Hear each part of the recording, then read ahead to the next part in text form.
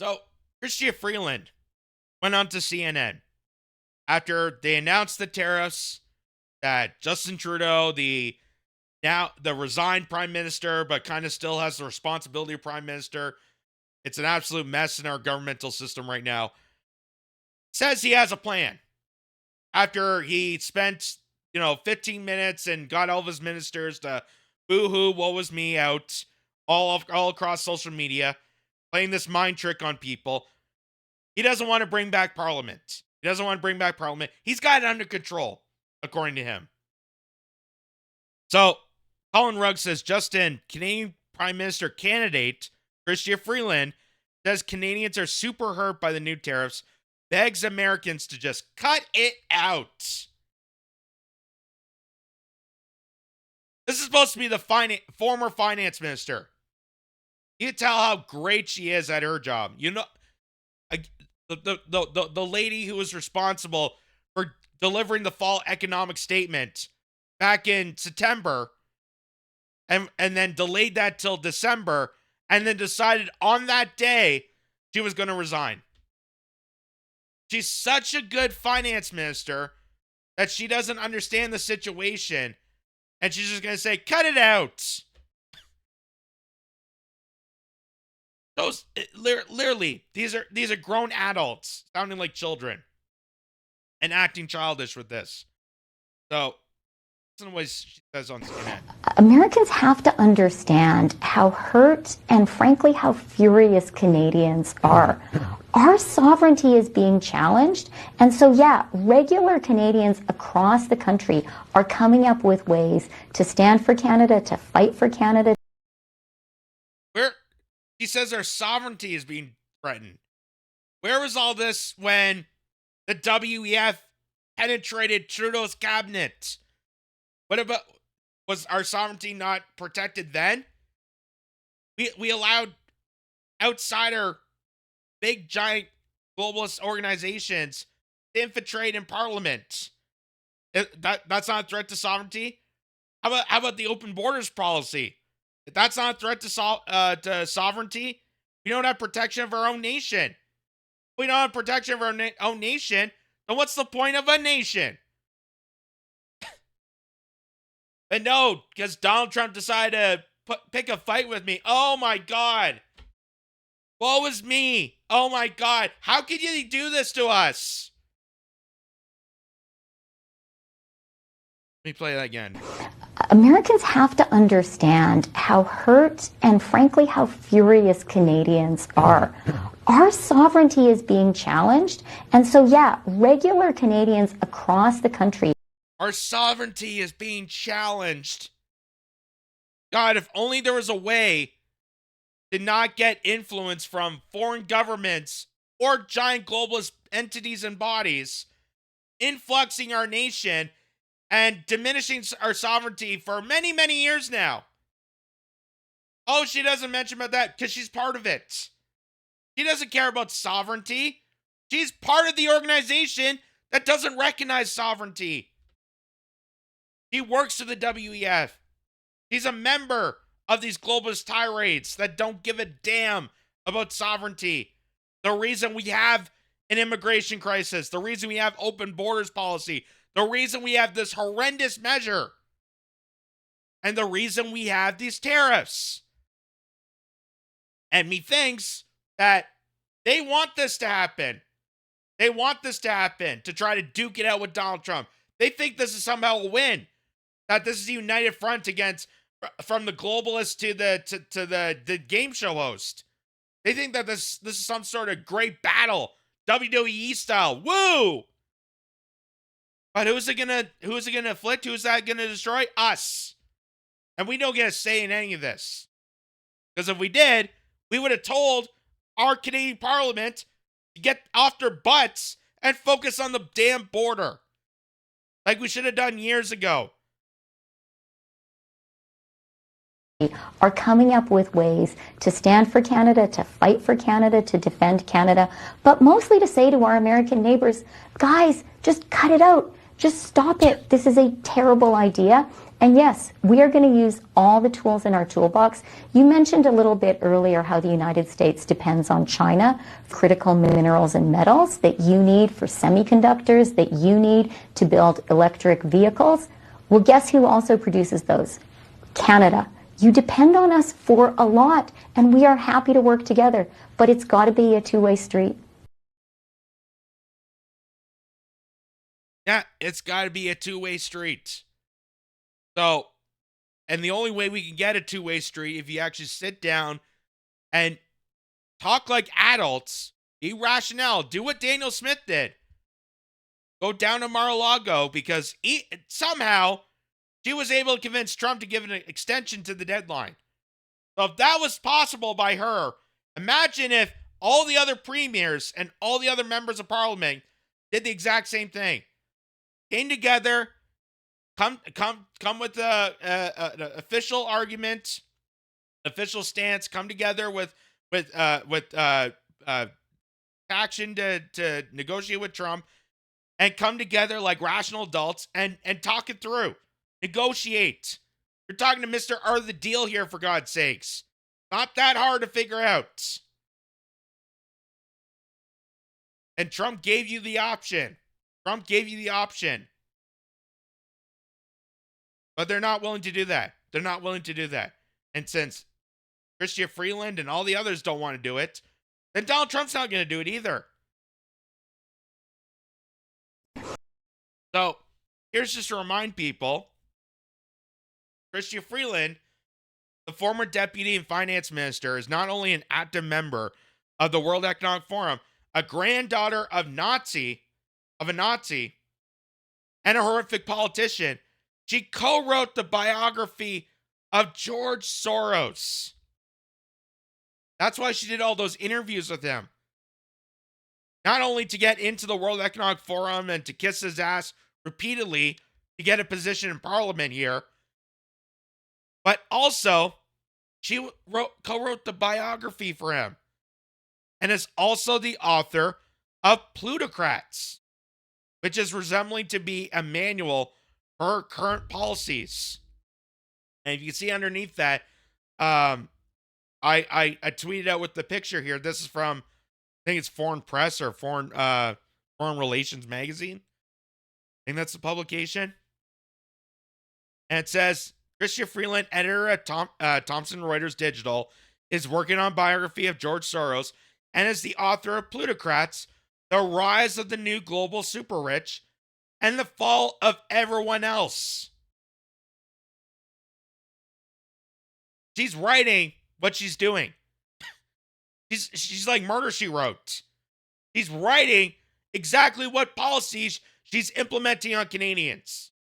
How we're going to get all screwed over, but herself, Mark Carney, and all these other nefarious ghouls within the World Economic Forum, within the billionaire class, all get to exploit us for their own riches. They get welled off, we get screwed over. But Danielle Smith, here's what she implements. Because Danielle Smith actually wants to defend Canada. She's not a globalist tyrant. She came forward with this: how Team Canada can overcome Trump tariffs. She says, let's build pipelines in all directions using steel from Ontario and Quebec and workers from everywhere. That sounds like an idea.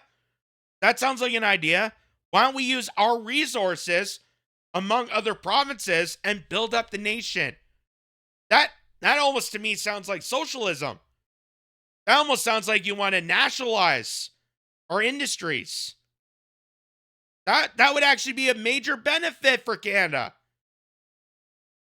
As opposed to going on CNN just saying, "Cat it amped." Like it's an episode of Full House. Danielle Smith actually has some sort of implementation to do something. And she's saying, hey, why don't we get the provinces together and work together to build up this country? Why don't we actually do that? So Jenny, 8675309. Who can I turn to? Jenny, tweet out this video here. I'd rather listen to this Canadian. This is Blendr News by the guy, I think his name is Jonathan Harvey. And he does a lot of good work. He does those breakdown videos. We should have him on sometime. I think we should get him on an interview on this channel sometime. He does a lot of good work. He's about to explain exactly why we got these tariffs. And this is kind of really insightful. And what you don't hear on mainstream media, you're going to hear from this guy. Listen. Donald Trump's tariffs are going to turn Canada into a third world country. Without exaggeration, we will soon be better known as Snow Mexico. So first, what is a tariff? A tariff is an import or export. Donald Trump's tariffs are going to turn Canada into a third world country. Without exaggeration, we will soon be better known as Snow Mexico. So first, what is a tariff? A tariff is an import or export tax, meaning anything that goes into America, being sold to an American company or individual, will have a 25% federal tax added to it to be paid by the person who is buying the product. Now, again, this doesn't mean Canadians will have to pay 25% more, but what it does is it prices us out of the international market when it comes to America. Americans will just no longer buy anything from Canada. To put it into perspective as to how big of a deal this is, roughly 60% of our international trade is with America, and that accounts for 40% of our overall GDP. So our trade with America is almost half of our entire economic productivity, which is about to just be wiped off of our spreadsheet. And again, to really hammer in how serious this is, Doug Ford has said that his team has already advised him that he can expect unemployment numbers to go up by 500 to 600,000. Ontario's current unemployment is 600,000, meaning our unemployment is expected to double in the face of these tariffs and will definitely reach double-digit percentage-wise. Now, why are these tariffs being put in place? Donald Trump has cited our border as the issue. Over the recent years, the number of individuals being apprehended at the Canada-US border that are on terrorist watch lists has skyrocketed.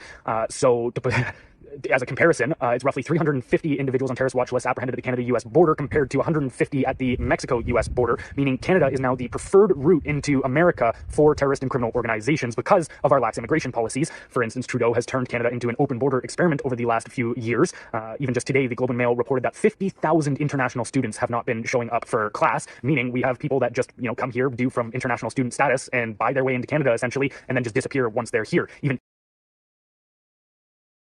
And Trudeau said back in 2015 when he first got elected that Canada was going to be a post-nationalist state. Meaning that because of his upbringing, because of who he encounters with in his political career, being with the WEF, the globalists, the Klaus Schwabs, the George Soros, the billionaire class that don't recognize sovereignty of any nation whatsoever, Trudeau said, we're going to be a post-nationalist state, meaning that Canada's not going to be Canada. Canada's just going to be like a bureau of the global order. We don't need, borders. We don't need security. And he's just doing the work of people, the same that's happening in the UK, the same thing that's happening in Australia. He's doing the work of the billionaire class by illicitly bringing in these migrants and bringing in criminals undocumented. We have no trace. We have no awareness. We have no idea where these people come from. We bring them in, throw them into our streets, and it just causes havoc and chaos to the working class. So it undermines wages so that companies can exploit them for cheap labor, and so that people can't organize. You can't unite as a society, as a whole, as a community, when you bring in more people that are being disruptive of you trying to organize. So they do this intentionally. And they've done this intentionally for years, since 2015. India has launched an investigation into the amount of Indians that come here with programs like our international student program and then immediately illegally cross into America. Also, our asylum program is a massive issue. People come here, they actually, here's a rock solid case, is the Ahmed Al-Didi case, who was granted Canadian citizenship after, despite being on video, dismembering a victim for ISIS. He came here as an asylum seeker and did the whole year or two long process of that and then got granted Canadian citizenship. So again, this isn't the vast majority of them that are doing this, but the small number of them that are just slipping through the cracks because Canada is run by absolute imbeciles. So again, this is going to absolutely decimate Canada's economy. Every single province and territory in Canada is a larger trading partner with America than any other province. So each independent province trades with America more than anyone else in Canada. This is not minor at all. And what is our current state of governance? Well, we've got a government that is holding Canada hostage to prorogation. So in order to avoid a no confidence vote, there is no practical reason for this as far as needing to be done other than just to try to retain power for the Liberal Party so that they can shoehorn Mark Carney in as Justin Trudeau's replacement. So we've gone from having a World Economic Forum puppet to a World Economic Forum scriptwriter become the Canadian Prime Minister. So that's why they're not bringing back Parliament. Right there. Because they know the minute they return back to the House of Commons that they're going to get the non-confidence vote. And there's going to be a call for an election. And they want to avoid it to get Mark Carney sidestepped to replace Justin Trudeau. And in order to do that, they need to prolong Parliament as much as possible. Even during an economic crisis like right now, a tariff war created by them that they should be returning to Parliament to resort to some sort of measure to figure this out. They're avoiding this. Why? So they can continue to gain more power. Because they don't want to lose their seats. They don't want to lose the control of the nation. This post-nationalist world that they created. Because they know they're going to lose their seats. They know that the Liberal Party is completely unpopular in this nation. You know how people are disgusted by the actions of Justin Trudeau, that they want him immediately out of office. So if they don't return back to office, they can't kick him out. And all of the exact same policies that have created the scenario where these tariffs are getting put on us, like, say, the open border policies, are just going to continue. I know Trudeau said he was pulling back, but he hasn't, and he won't, and neither will his replacement. And, you've got people like Doug Ford and Ottawa saying that we should go to economic war with America, despite the fact that we are completely dysfunctional. And you know what? I typically agree that you should negotiate through strength, and that you shouldn't, just take a field position when somebody is attacking you. But the hard truth is that over the last 10 years, Canada's economy has been decimated to the point that we don't have strength to negotiate from. We are the equivalent of somebody that has atrophied and now can't get out of a wheelchair. For the last 10 years, our GDP per capita has completely stagnated, if not declined. The only reason we are growing economically is because we are pouring people into this country, and which is causing way more second and third order consequences than it is solving of problems. But I guess the one silver lining here is that I think the border issue is a real issue for Trump. However, I also think this is just a vendetta against Trudeau, and I think that he is likely using this whole scenario as a squeeze point in order to root out the Liberals from leadership in Canada so that he can have a, let's say, a competent leader to actually negotiate with. So one can hope that that's the scenario, and, that Canada will truly feel the pressure from this tariff incident. But, we've got a government that seems to rather rule over ashes than give up power. So we'll see how this all plans out. But, I'm not trying to just be an alarmist here, but things are going to get real shaky for Canada. There you go. There you go. The fact that they're continuously, they don't want to go to Parliament so they can continue power over ashes. They've completely destroyed the economy to what it is now. And as you said there, we really don't have any big leverage to hold up against America. I know that, and that's why it looks so childish, and why, people like Doug Ford, when he imposes how he's going to cut off the electricity for the northern states, is a joke. It's embarrassment because it's not effective to this measure. We had every opportunity to defend this country, every opportunity to do so. But our government, that could not care less about this country, decided to turn the other way. They despise us. They hate us. To the point that they are willing to make us suffer through these enormous tariffs put in place by their incompetency, rather than actually coming to the office, coming to the House of Commons, and putting forth a plan to negotiate with Donald Trump. They rather just be childish. Because it's going to wreck their ego. Because, oh my God, I'm going to have to give up my seat, and Mark Carney won't become interim prime minister. And they know how much the border is a wreck. They know how much of a crisis there is. They know that there's a human smuggling trafficking crisis. They know about the drugs. They know about the fentanyl crisis. But they're choosing all to ignore that. All for a power grab. And they're taking every single Canadian down with it. So this is completely an embarrassment. I know Trump is the one that initialized this tariff threat, but we had every opportunity to try to prevent it, and we have failed at every point in turn. And this is what happened. And now here we are. Now here we are with everything up in the air. Our economy is collapsing. And our leadership has no leadership abilities.